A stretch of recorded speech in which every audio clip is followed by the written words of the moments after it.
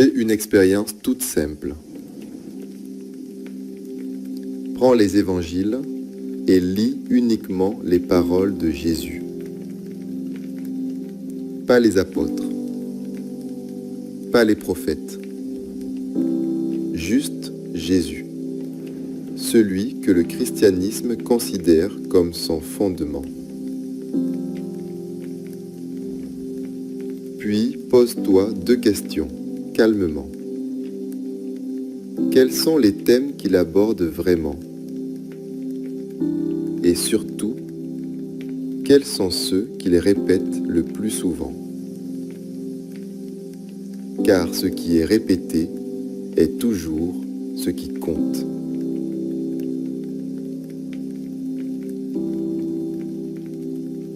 Et là, une découverte bouleversante apparaît.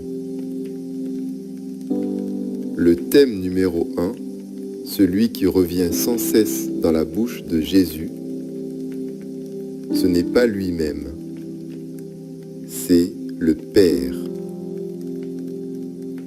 Les évangiles en sont remplis.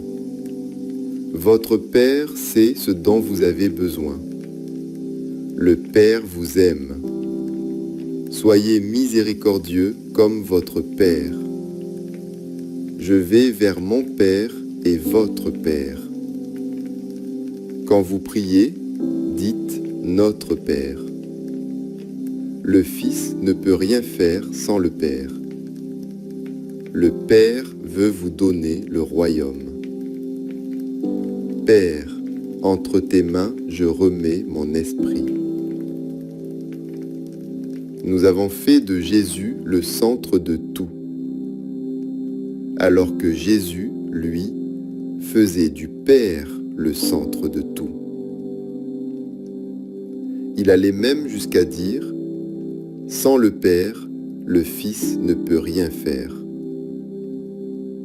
Alors une question se pose, non pas pour accuser, non pas pour diviser, mais honnêtement et avec douceur. Sommes-nous vraiment des fils et des filles de Dieu le Père? Notre attention reste souvent centrée sur notre frère. Et si, sans le vouloir, nous oublions celui qu'il appelait notre Père? Jésus n'a jamais voulu prendre la place du Père. Il voulait nous y ramener, à la source, à la relation originelle, à la filiation. Beaucoup restent en relation avec Jésus sans aller jusqu'à celui vers qui Jésus pointait. C'est un peu comme dans une famille. Le Père est là, présent, disponible, à l'écoute. Mais on ne parle qu'au Fils aîné, comme si l'on avait oublié que le Père lui-même attend notre voix. Comme s'il fallait toujours passer par quelqu'un alors que la porte est déjà ouverte.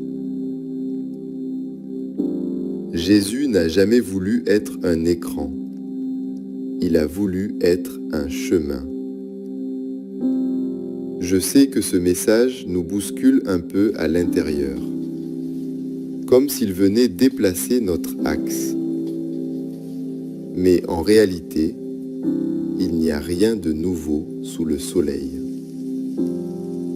Car Jésus, celui que les Écritures appellent le dernier Adam, est simplement en train de restaurer la relation que le premier Adam et Ève avaient perdue avec le Père. Il ne crée pas autre chose. Il ramène à ce qui était là au commencement. Pour ma part, je ne me définis plus comme chrétien. D'ailleurs, ce mot n'existait pas du vivant de Jésus. Jésus ne l'était pas. Je me reconnais autrement. Je suis fils. Et cela, Jésus l'était aussi. Alors peut-être sommes-nous invités à relire les évangiles avec une autre écoute. Non pas pour chercher ce que Jésus dit de lui-même, mais pour découvrir qui est ce Père qui était si important pour lui.